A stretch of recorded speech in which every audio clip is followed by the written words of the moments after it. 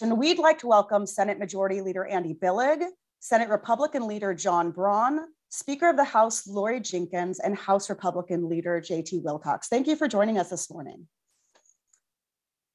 I'm going to jump straight into questions because I'm sure people would like to hear from you. So I'd like to start by asking about the state's long-term care program, which really is not off to the start that I think maybe all would have hoped.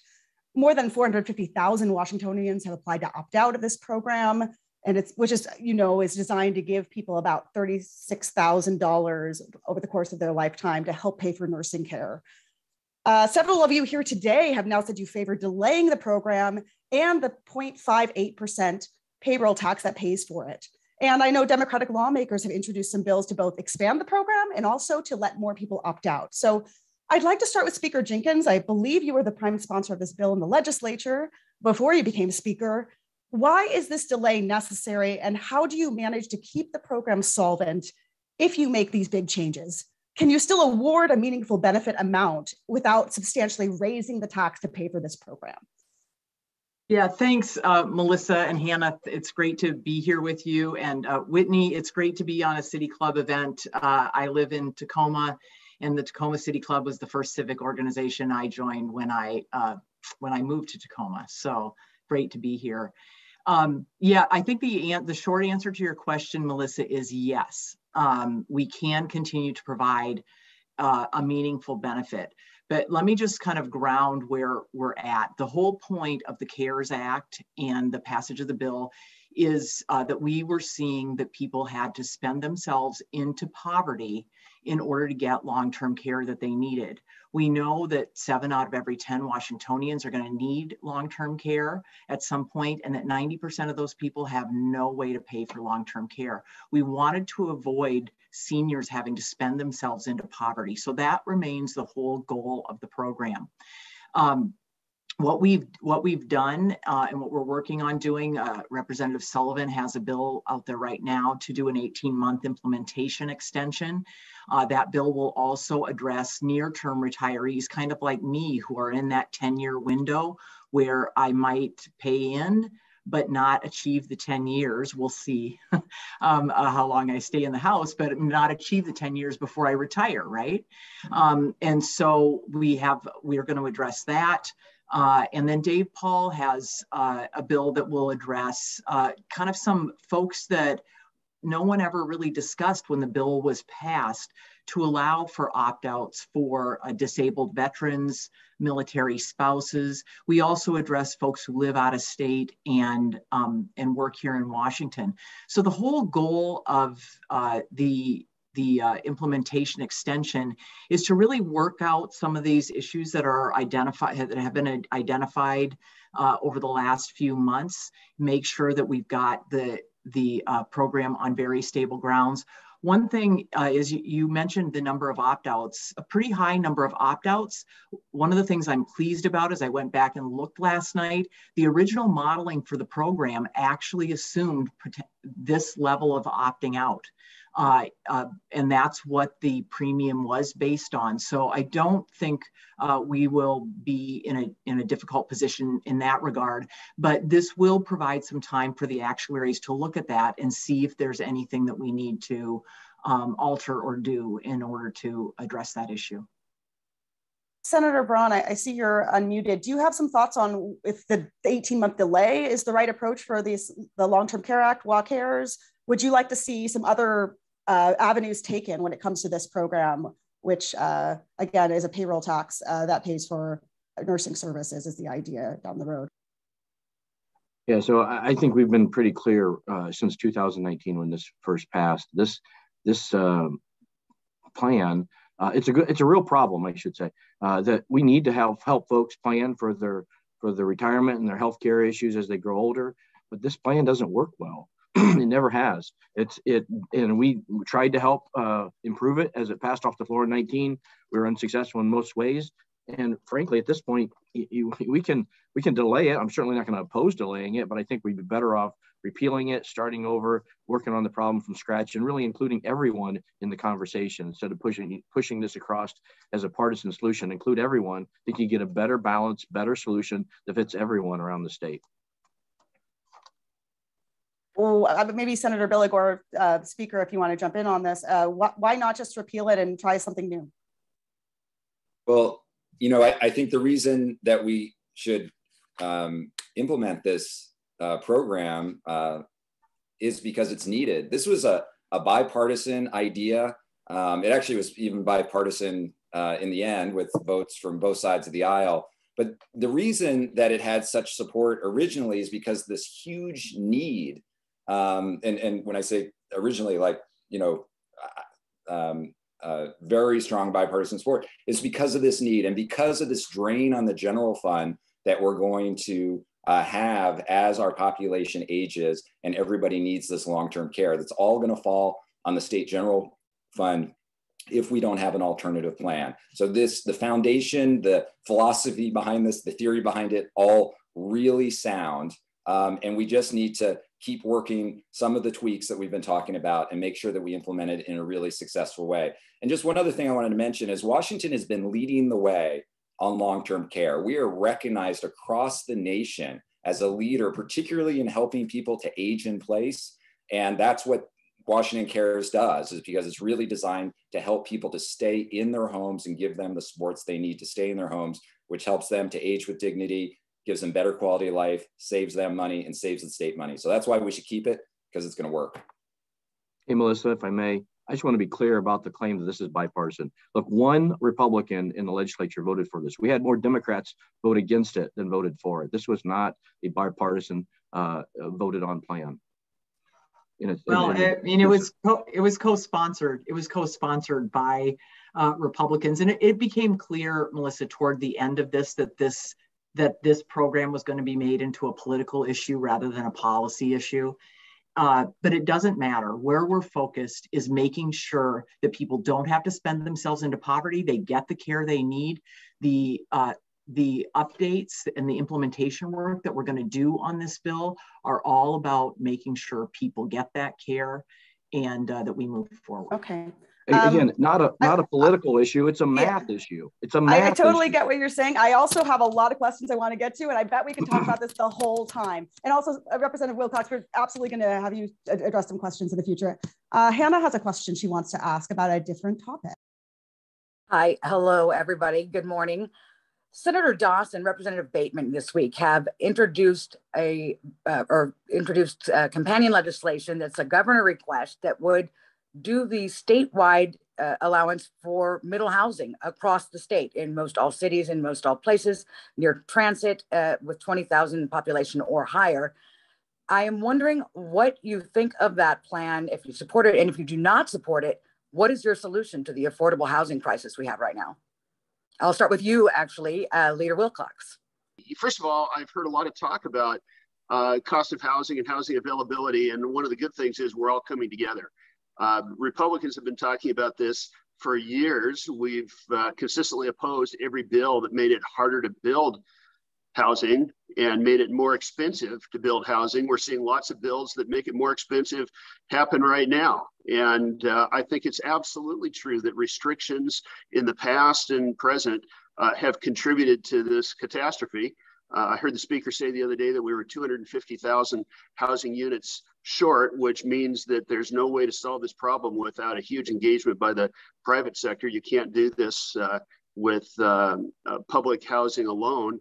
I'm in favor of having local governments decide that this is the right thing to do. I think it'll work better when they do that. But at the same time, this idea that you demonize where you can build and where you can't build is crazy. There are plenty of places where there is employment and no housing that is not necessarily close to transit. And I know of many, many rural employers whose employees are traveling long distances because you can't build houses in small towns, small cities, and rural areas. So let's open our minds a little bit, understand that more than urban areas need the ability to house people, and people don't want to live exactly where some very ideological people want them to live. And then do you think it's okay for the state to have that control and not the local jurisdictions? You know, I think it would be much better if localities decided that for themselves. And there's a lot of political energy behind this. I think that they're fully capable of doing that. And anyone else who wants to jump in on that question, I'd love to hear your responses. Well, just in terms of solutions, I mean, I think this is something we should be looking at and try to find that right balance between local control and making sure that we've got that density. Remember, density is also the most cost-effective way to build, because you've already got the services there. You already have the fire and the police coverage. You already have the sewer and the water. So it makes the most sense for a lot of reasons, and certainly for environmental reasons, it can make sense. But I just want to talk about what else we're doing and what else we've been doing. Last year was a historic investment in the capital budget in housing, $350 million. Senator Frocht is the lead on the capital budget, did a great job in guiding that on the Senate side, and $175 million, a historic amount, into the Housing Trust Fund. Now, what happens is it takes a little time for these things to come online, but the good news is we've been making these investments the last few years, so they're going to start paying off, and these housing investments are going to start coming online. And, you know, one of the reasons that we have a housing crisis, a lot of reasons happening all over the country, but one of the reasons, particularly in Washington State, is because a lot of people moved here. And that's great. People want to move here because we've got great schools. We've got this beautiful natural environment. We've got an incredible thriving economy here. We've got strong choice laws, strong gun safety laws, a lot of reasons people want to live in Washington State. And that's one of the reasons that we've got a housing crisis. Yeah. Hey, I just want to hop in on here. I'm not opposed to everything that Senator Billig just said, and we supported this in the vote. But as Representative Wilcox said, add it up. Again, this is a math issue. Roughly $525 million put into public housing or affordable housing, 1,000 homes roughly, if you take the average cost. We're 250,000 homes short. This is not going to solve the problem unless we engage the private sector. It's as simple as that.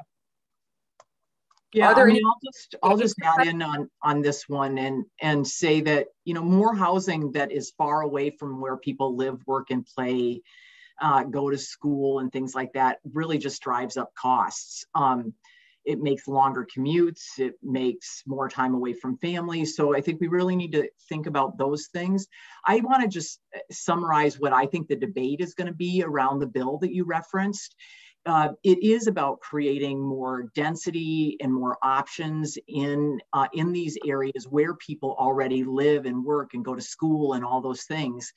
But you know, I'm in Tacoma. Our city council just spent the last 2 years developing a plan, really fully vetting it, and it changed a lot from what was initially proposed to what we have now. And that kind of community engagement is super important. But I think that's, you know, that goes toward this should be local control. The part that goes toward this shouldn't be local control is when you have local governments who just say, we will not engage. And then it puts all of the burden and pressure on those who are willing to engage. And that is not equitable at all. So I think those are kinds of where you're going to see the debate go back and forth. I don't exactly have a prediction on how this bill will end up moving through, but I think there will likely be changes to it, and we'll see what the conversation's like and how it progresses. Thank you. And in the interest of more questions, I'll toss it back to Melissa. Thank you. Last year's legislature passed a dozen police reform bills following the murder of George Floyd in Minneapolis and the Black Lives Matter protests that followed worldwide.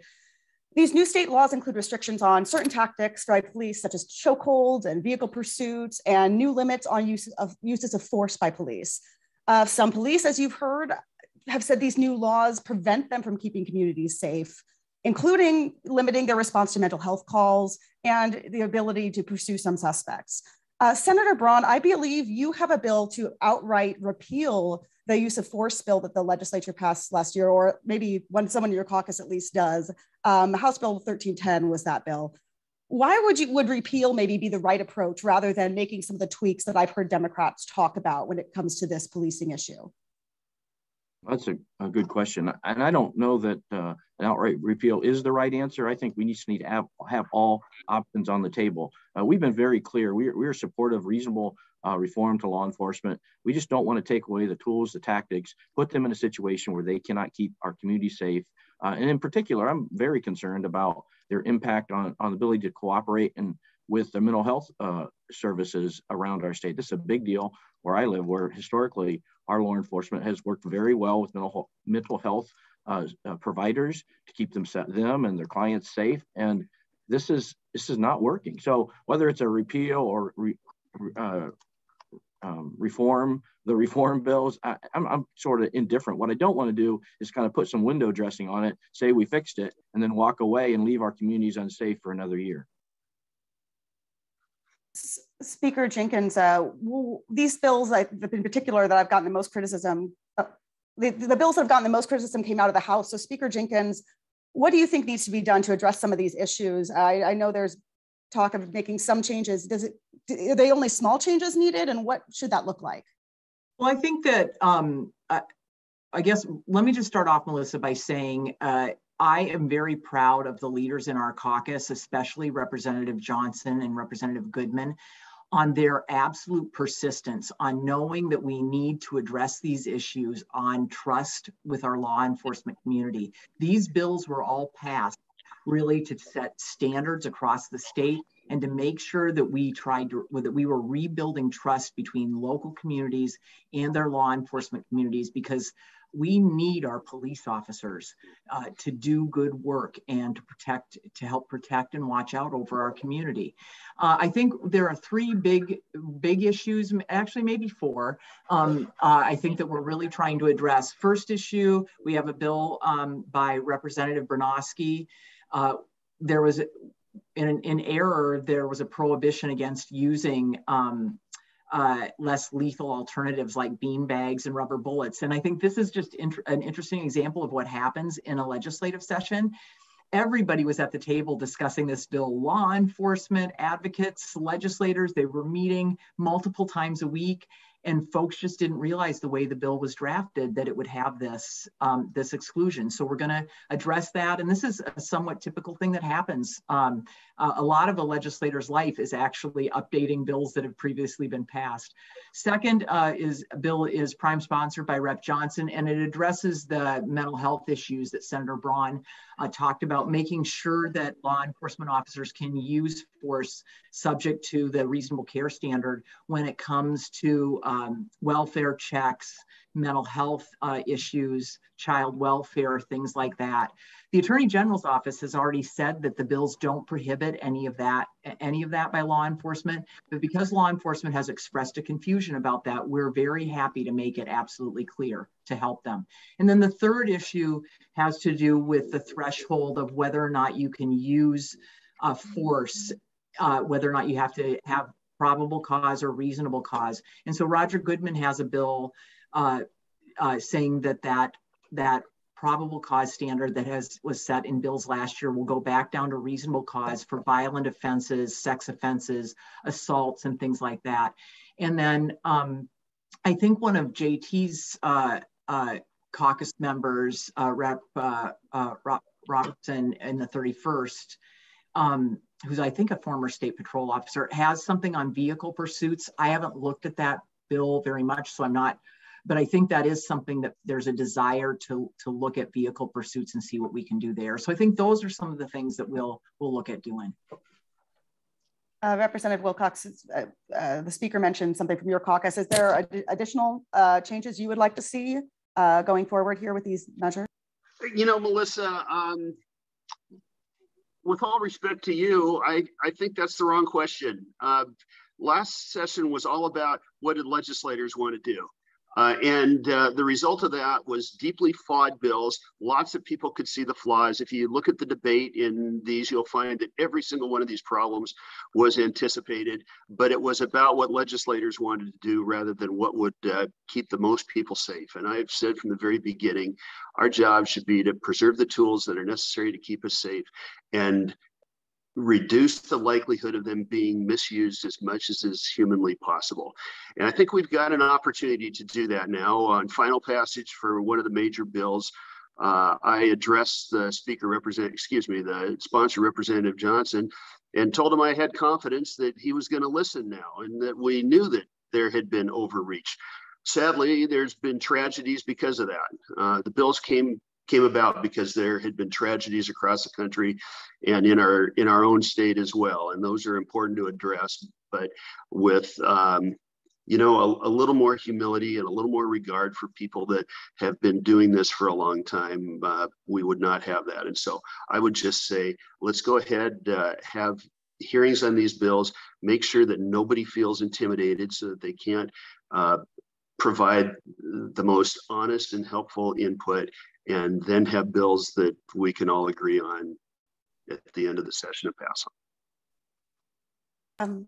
Senator Billig, well, I think we're going to come back to you on a different question. I'd like to move on to Hanna, if it's okay, for a different topic at this point. Sure. I just want to add in one quick data point for folks, Melissa, on this. At least some of the tragedies that have been avoided with these bills is that Washington is at a 5-year low for fatal police encounters in the last year. So we got more work to do. We got balance that we need to achieve, but that's a good thing, a very good thing. Thank you. The governor exercised his emergency powers routinely and has done so since the start of the pandemic, whether it be restrictions on, lockdowns, shutting down businesses, vaccine mandates, mask mandates, and there's obviously been a lot of debate about this. I'd like to start with Republicans on this one. How would you like to see the relationship between the legislature and the governor change, and what, if any, would you like to see regarding the emergency powers? Well, I'll start, I guess. First of all, let me tell you what I think we need to preserve. There's a clear need for emergency powers. I don't think anyone seriously argues that we shouldn't have a chief executive that has the ability to do emergency powers. And second of all, we need to have more of what exists in a very small way, and that is legislative oversight. These powers were granted to the governor, some of them dating back into the 80s, with the expectation that there would be catastrophes that would make it impossible or really hard for the legislature to get together or communicate with the governor. And I don't think anyone ever imagined that it would be more than, a few weeks or a few months. So we're over 700 days in now. There is no way in the state of Washington, short of the governor. The legislature actually could end the state of emergency, or the governor could end it. What bothers me the most about this is not always the specific things that the governor does, but the fact that we have a 3-branch system of government, and one of them is being mostly ignored now. And I know that the majority will say, well, we talked to him sometimes and we approved many of his. Yeah, they extended them indefinitely. That doesn't seem to me like the legislature doing its part. And to me, it's very corrosive to, our system of government. Now, the other thing that I think shouldn't end is the majority should decide. So the House Republicans have dropped a last bill that is the bill that I would want if I were Speaker and the governor was a Republican. It says you still have these powers, but you have to check in with the legislature. And just as importantly, the legislature can't just say, fine, do what you want, Governor. The legislature has to go on record, every individual agreeing that this is a good thing. And I don't see how that is a bad thing or a scary thing to the majority either. They get to decide. And if I could go to Senator Braun, I'll ask for Democrats to weigh in. I don't think there's a lot I can add from what JT said. Look, we aren't proposing changes to the emergency powers statutes that would somehow, that I think are partisan at all. They're simply keeping the legislature involved in the process, that they have to come in and validate or support the proclamations that the governor makes after, there's been proposals for 30 days or 60 days. Regardless, the idea that we have emergency powers is clear. We need that. But also we need to have our government functioning as envisioned in our Constitution, and frankly, as the people of the state of Washington expect. They expect the folks they elected to show up in Olympia and present their perspective and take a vote. And then it's up to the people to hold those elected officials responsible. We're just leaving out a whole section for 2 years almost, a whole portion of our government. And it's not right. And again, as JT said, we're still in the minority. We don't expect to get our way in this. That's not how it works. We get that, but the legislature should be involved. And Democrats, I would like to know if there should be any curtailing of the emergency powers. Yeah, yes, I will answer that. But first, I just want to push back on the idea that the legislature has not been involved or hasn't had oversight. We, as was mentioned, the four of us have to weigh in to extend proclamations, and then the legislature, if it's in session, does that as a whole legislature. We had a whole 105-day session where we considered bills to potentially limit the emergency powers. So we did consider those, and we did make changes. One of the areas that was a particular problem was when federal money came in, that the governor had really significant power to allocate that money. So we passed a law that says that there has to be a very specific process, and we created a process to insert more legislative control in the distribution of that money. We also informally get consulted. We have the ability to call ourselves into special session. So there are all kinds of checks and oversights that we have. So it's just, the legislative branch has been involved in this process. Now, I actually agree with what Senator Braun and Representative Wilcox have said, that these laws weren't created with a pandemic in mind. So it does make sense that we look at them again, just as we did in the last session, that we look at them again and maybe make some changes to make sure that, yes, in the emergency, we've got one person in charge, which is what we really need, but to make sure that we're continually updating these laws to make sure they work in the best way possible to help our recovery and to help for the future emergencies that we don't even know might be coming. Speaker Jinkins. Yeah, I'll just add in, I'm glad, I think you hear some real commonality here, agreement that emergency powers need to exist, that this has been and is an emergency, but also that there needs to be oversight of these emergency powers. I have a feeling that the theme of this session is going to be seeking balance. And so I think that, that's what we'll be trying to do. I expect that we'll hear some bills on oversight of emergency powers and things like that. I'll just give an interesting aside. I work for public health in my other career, and that's happening right now at the local health department that I work in. We've been in incident command for, over 2 years now. And these kinds of emergency structures were not built to last that long. They weren't anticipating this kind of emergency. It doesn't mean that the emergency doesn't exist anymore, but it does mean that we should think about the evolution of the emergency and what we do about it. So I'm in both of my jobs, I'm having lots of questions that we're struggling with right now. Thank you. I'll toss this back to Melissa. Thank you. Let's talk a little bit about the budget. The state has seen just a huge influx in revenue just during these last few quarters beyond what was expected. The state also has $1 billion or so in unspent federal COVID relief money. What would each of you like to do with this money, and where would you focus it, especially when it comes to helping the people of the state get through this pandemic? I think we started with Republicans last time, so maybe Senator Billig, if you could kick us off. Yeah, thank you, Melissa, for that question. The fact that while there are many people struggling and we have to provide the support to make sure that this recovery works for everyone, the fact is our economy is actually doing well. And I'm proud of the decisions that we collectively have made as a state to be able to help get us to this point, and the ingenuity and sacrifice and hard work of the people of our state that have gotten us to this point of a strong economy now. So what we need to do is take those investments, which we've been making, right? We've been leading the way on COVID recovery and investing in public health and investing in housing and childcare and mental health treatment.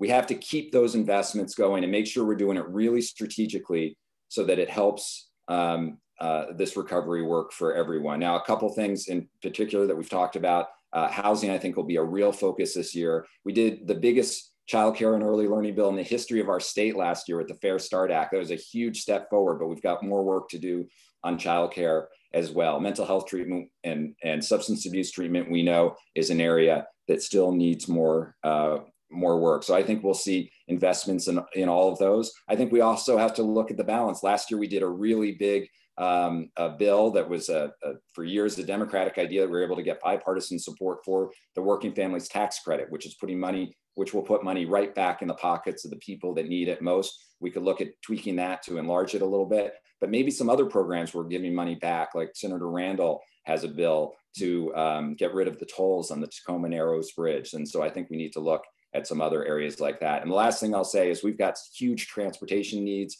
and I'm hoping that we're able to put together a transportation package so that we can really invest in those needs throughout the state.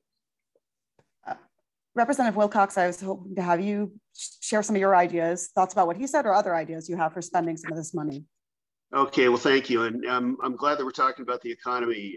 The recent poll from your publication said that was the #1 concern on the mind of Washingtonians, and it was a pretty large proportion. Hasn't been at the top since 2014.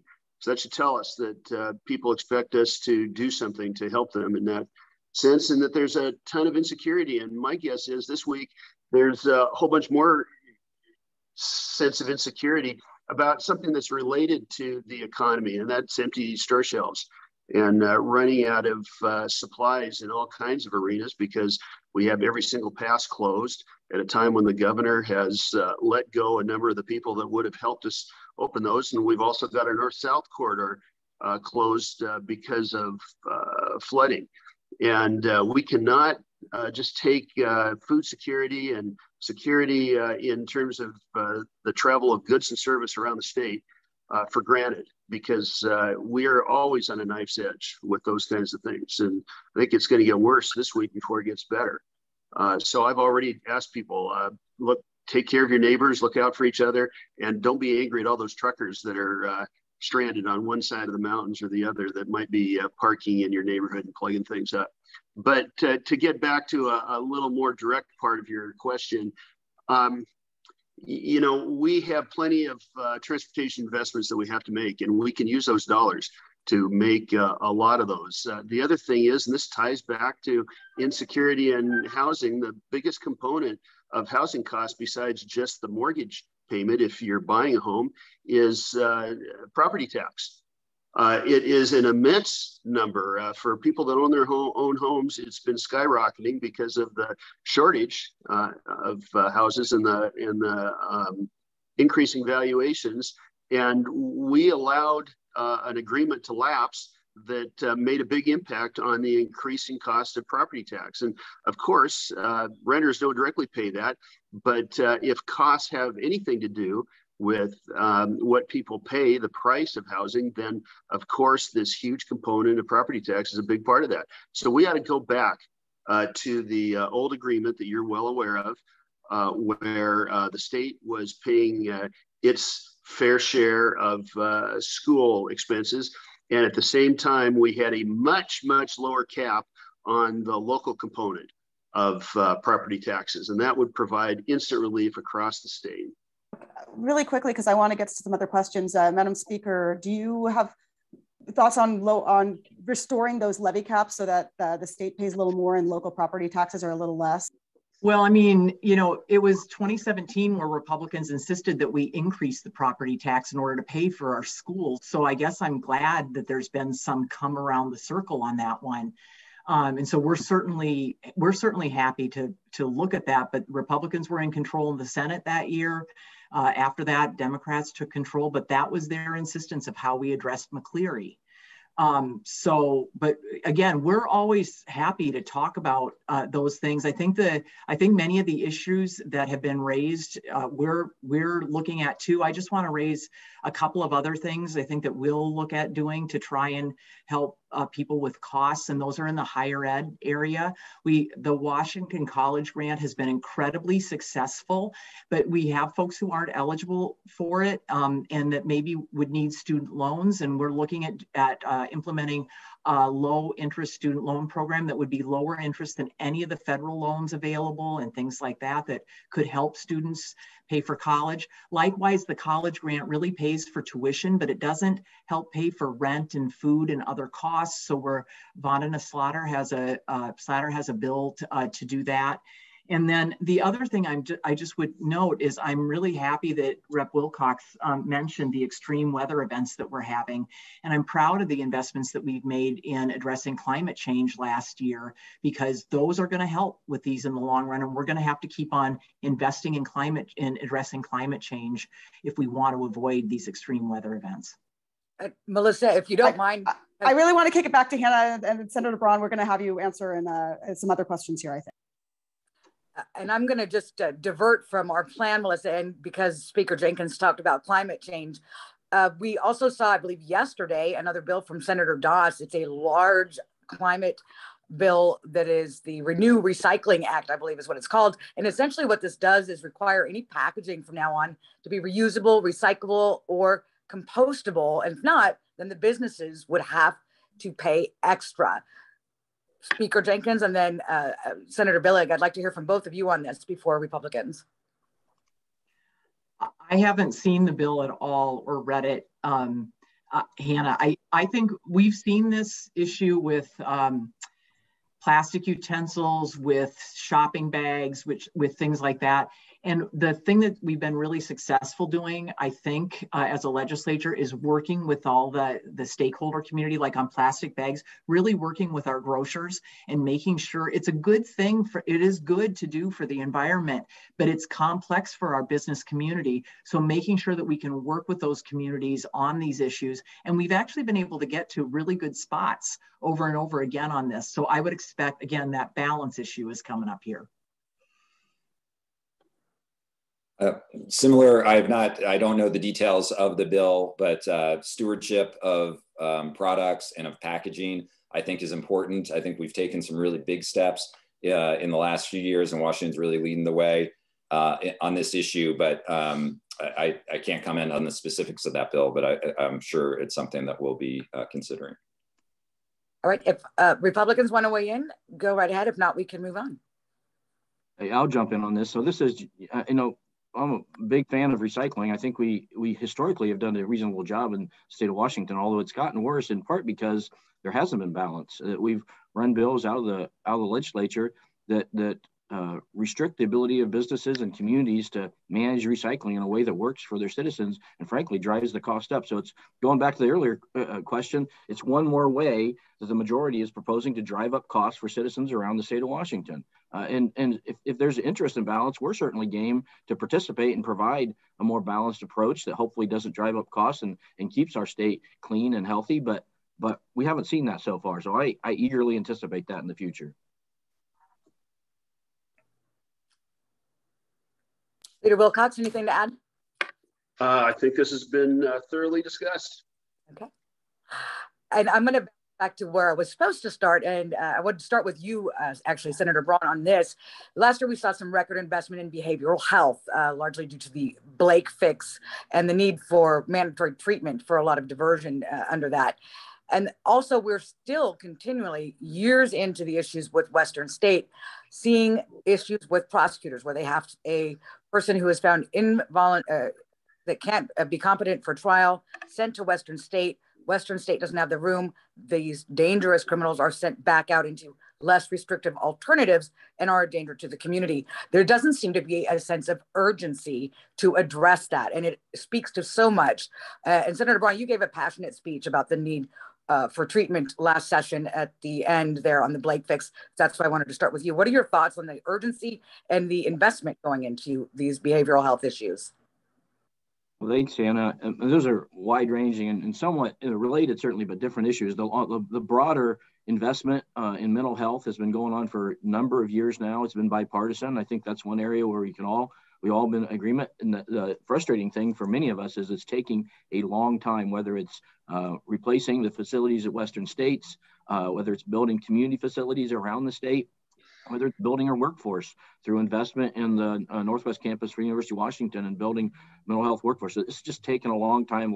There is some frustration, but we are making progress. Now, with regard to the Blake decision, that was the decision that essentially legalized hard drugs around our state. It was a disastrous decision. And frankly, I thought the bill we passed out of the Senate originally was a very good middle of the road compromise that would both recognize that the war on drugs, as we fought it for decades, is not working, but also recognize that you have to have law enforcement involved at some level if you're going to both keep our community safe and, more importantly to me personally, help the folks who are subject to drug addiction or substance abuse get the treatment and stay in the treatment that they need. Right now, we've passed a bill, what ended up a bill that we have referrals. And when we passed it, nobody could even describe what a referral was. It essentially amounts to the police officer pulling up beside the person who has a substance abuse issue, giving them a card that says you can get some treatment down the street, have a good day.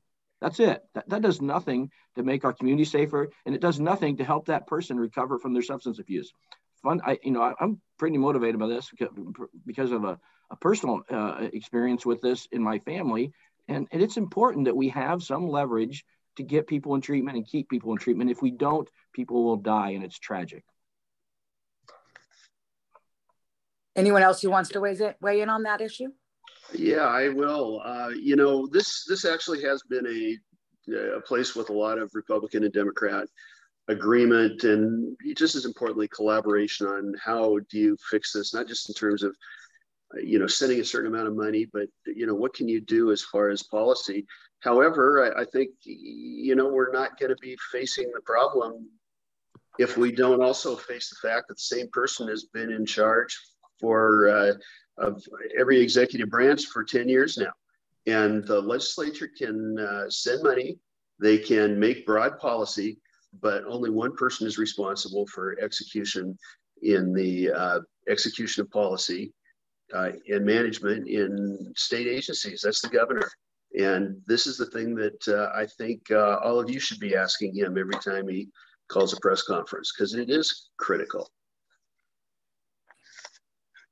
I'll just, if I may, is that I want to add in, and I agree with, most of what Senator Braun said. And I think this is an issue where we've been able to work across the aisle. It's certainly been a priority. It's been a priority for I think, most members of the legislature.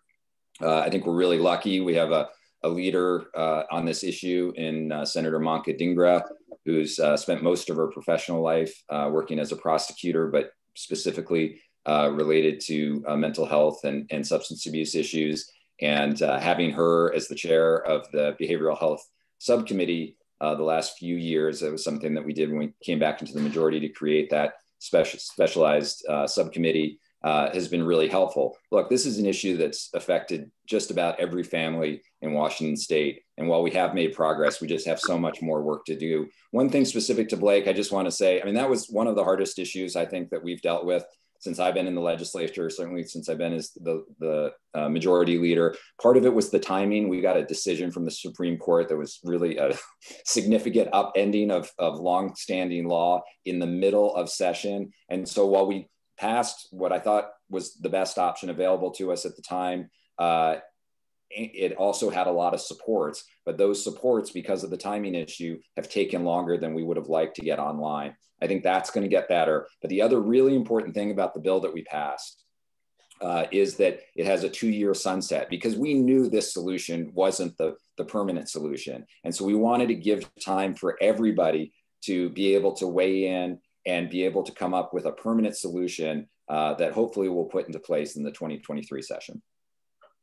I'll just quickly add in, I agree with both, I think this is so frustrating for legislators, because we have this is the area that I worked in before I became speaker spent a lot of time in behavioral health issues. And we have done so much to try and address them and to try and address issues. And we're not having as much effect as we would like. And so it's very frustrating. There's lots of things that are frustrating about it. But the other thing that I would add is what Senator Billig talked about in terms of having the 2-year sunset. And look, this is going to give us a chance, I think, really to talk with people who have lived experiences in all sorts of ways on this to help us design really the effective interventions. So I'm not going to argue that the interventions that were done in a bill that where we got a court decision in the middle of session, we had to get something done. I think it was a good start. And we got a long way to go, and we'll keep on being very persistent in addressing this. This session. Well, I think that we have this session and next session. My guess is there will likely be Blake bills that will be considered that are related to the Blake decision that will be considered this session. But we've got two sessions that we can before the bill sunsets. So we'll keep on working it.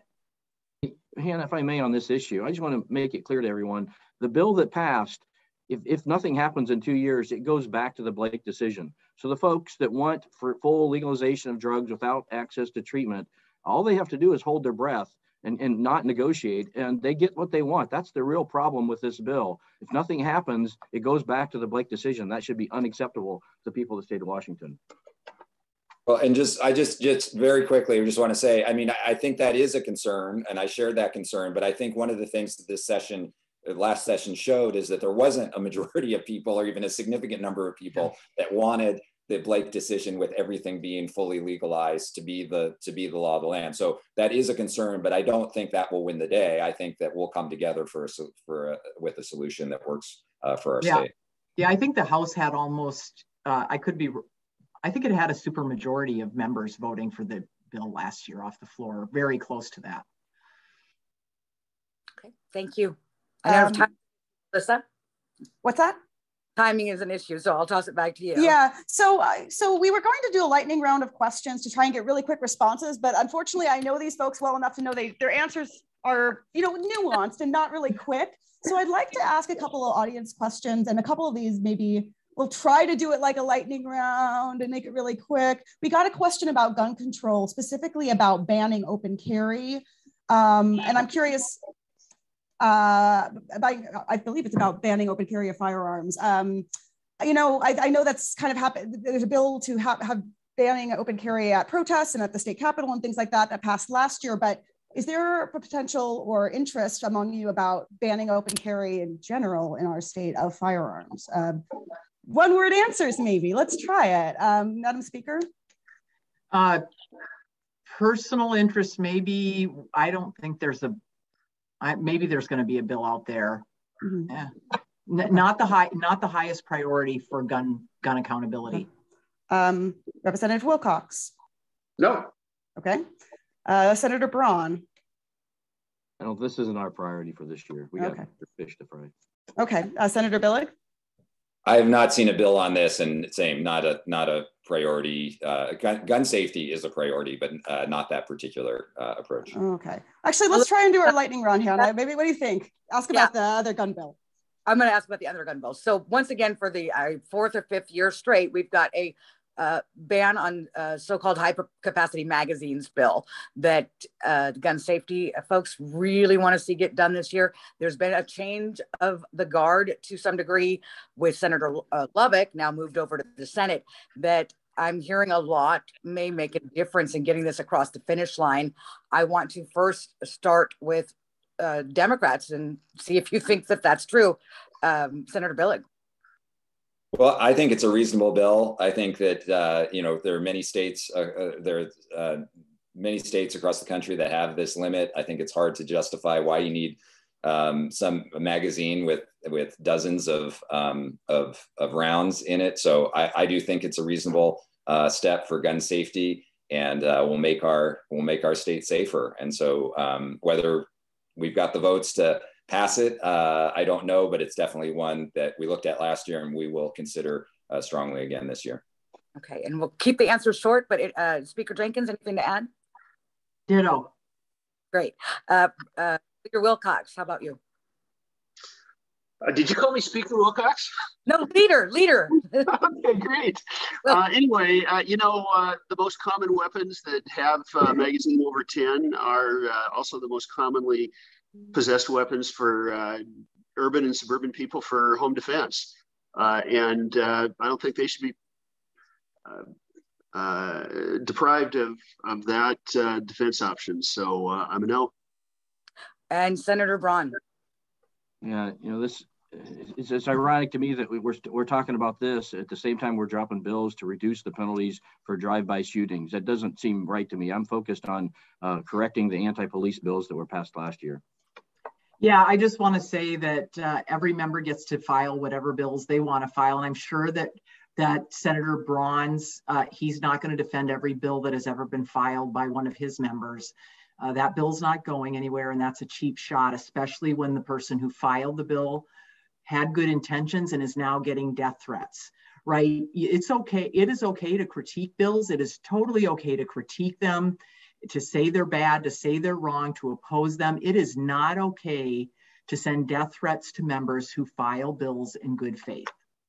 Well, I'm not saying Senator Braun did that. I'm not saying Senator Braun did that. I'm just thank saying you. That's out there now. There's no tolerance for that type of behavior. I want to be clear. I'm with you on that. And I didn't intend that as a cheap shot. I'm just saying that we have some wide variations in how we approach gun safety in the legislature. And as leaders, we should push back on all the more outrageous ones. There's a question that came in from the audience regarding the B&O tax for small businesses. I feel like this is a topic every year about, I believe what we're talking about is changing the B&O tax so that maybe it doesn't apply to gross receipts, but the actual profits that businesses make, something like that, to make it less punitive for small businesses. Maybe we can try a lightning round on this complex tax topic. But Speaker Jinkins, is this something that the legislature might be able to delve into in the 60-day session? Yes or no? Well, here's the issue, that a gross receipt, I am totally supportive of this idea of a gross or a net receipts tax rather than a gross receipts tax. It's totally unfair, right? You might not be making any income on your gross receipts, but that's considered an income tax in Washington, and our state Supreme Court has said that's not constitutional.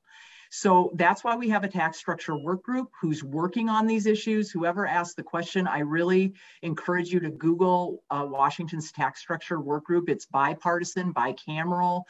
Tons of folks across the state are involved in it. Get your input in there, and they'll be providing recommendations to the legislature, not really for this session, but for next session. And we'll see what kind of things we can do to maybe redesign our really regressive tax structure in a way that helps our small businesses and family-owned businesses rather than hurts them. Okay. Can I ask Senator Braun, do you think that there's any potential to actually address that issue this year? And what would you like to see happen if so? We'll keep it really quick. Few sentences. I would say, I think two answers. One, short session, really hard to do something this complex in a short session. But two, we got nearly $10 billion, much of which is reoccurring surplus. That's the time to do tax reform.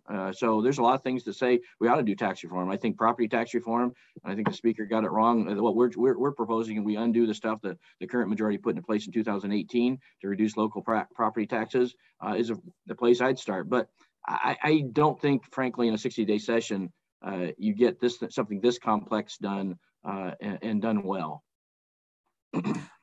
We have about a minute or two, maybe if Senator Billig or Speaker or Leader Wilcox. See, I almost gave you a promotion there. Want to weigh in quickly on this, but we don't have a lot of time.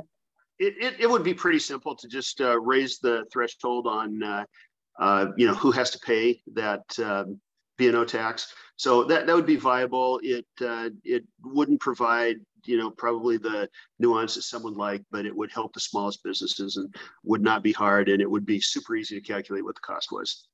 I actually have to hand it back to Whitney here, but Senator Billig, just a couple words, literally like one sentence. Any thought? Yeah, just as a small business owner myself, I get frustrated with the B&O tax as well. But I think, as you've heard, it's really complex to do major changes. The change that Representative Wilcox mentioned definitely is something we've looked at in the past and could look at again. Okay. I really wish we could have gotten more audience questions, but there's just been a lot of really interesting answers here for what we've had. So I appreciate everyone's participation, and I'm going to give it back to Whitney here. And thank you so much for everyone for coming and listening to an hour talk about policy.